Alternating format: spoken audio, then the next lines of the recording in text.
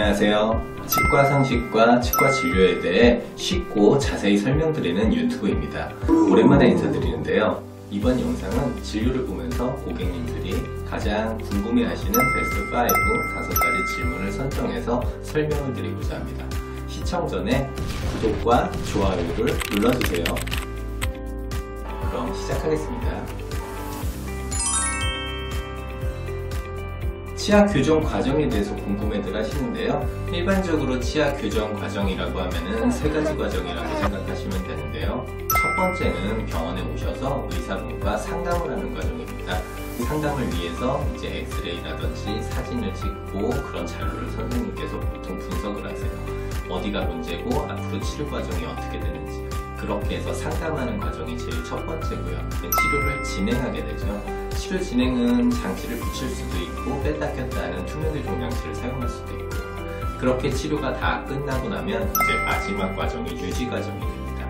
유지는 일반적으로 치아 안쪽에 얇은 철사를 붙여서 진행하는 고정성 유지 장치도 있고요. 뺐다 꼈다 하는 유지 장치도 있는데, 이렇게 유지를 잘 하는 마무리 과정까지, 즉 처음에 오셔서 상담, 중간에 치료 진행, 마지막 유지까지가 전체 교정 과정이라고 생각하시면 됩니다.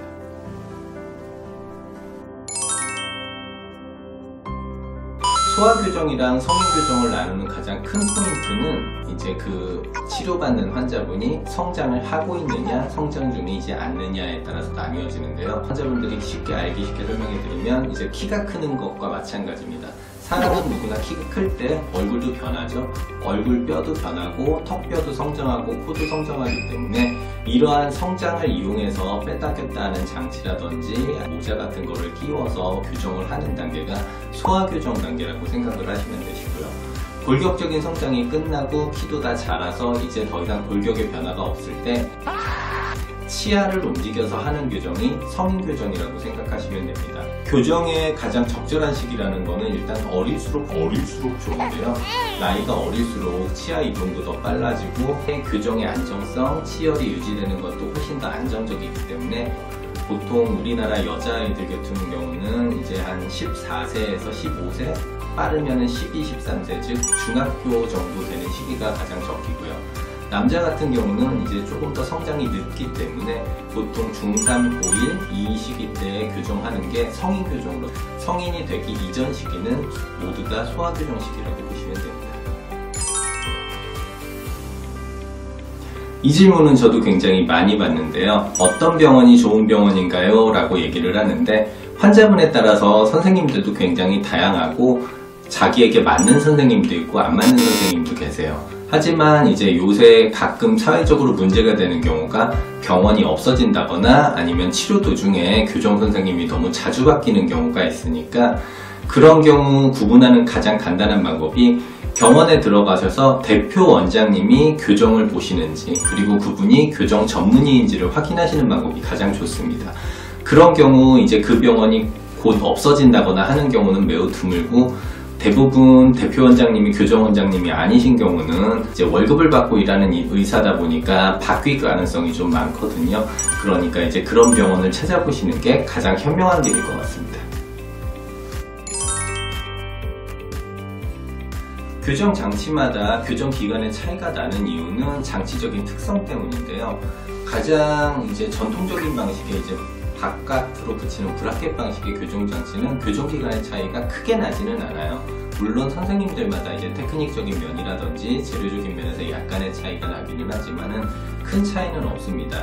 다만 이제 이렇게 투명 교정 장치처럼 뺐다 꼈다 하는 장치는 장치의 이동량을 0.2mm 내지는 0.25mm씩 미세하게 움직이는 단계이고, 환자분이 껴주지 않으면 진행이 매우 더디게 되기 때문에 그 교정 기간 자체가 많이 달라진다고 볼 수 있어요.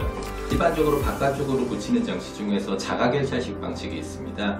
이제 제일 유명한 게 데모 브라켓이라는 경우도 있고요. 우리나라에 많이 양산된 게 카피 제품인 이제 클리피시라는 제품도 있는데, 사실 이 제품 같은 경우는 교정 기간에 어느 정도 차이가 난다라고 이제 제품사에서는 설명을 하지만, 실제로 진행을 해보면 그렇게 드라마틱한 차이가 있지는 않아요. 미세한 차이 정도, 큰 차이는 없다고 생각을 하시면 되시고요. 그리고 혀 안쪽으로 붙이는 설측 교정 장치 같은 경우는 치아랑 치아 간의 이제 거리도 짧아지고 가지고 장치의 역학상 바깥쪽 장치보다는 아무래도 좀 늦어지게 됩니다. 그 이외에도 환자분들의 특성이라든지 선생님들의 기술, 그리고 사람마다의 개인차, 이런 여러 가지 요인에 의해서 교정기간은 짧게는 3에서 6개월, 길게는 1, 2년까지도 같은 환자에게서 다른 진행을 보일 수 있기 때문에 그 부분은 각자 유니홈에서 잘 골라주시는 게 좋습니다.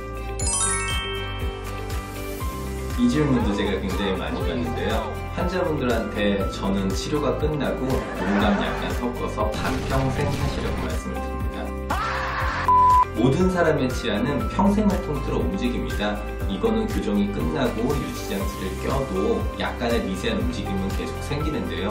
돈 들여가며 고생해가며 열심히 치아 교정을 마무리하셨는데 단지 나이가 들었다는 이유만으로 치아가 틀어지는 건 속상하니까 가급적 오래, 최대한 오래 끼고 계시는 게 가장 좋은 방법입니다.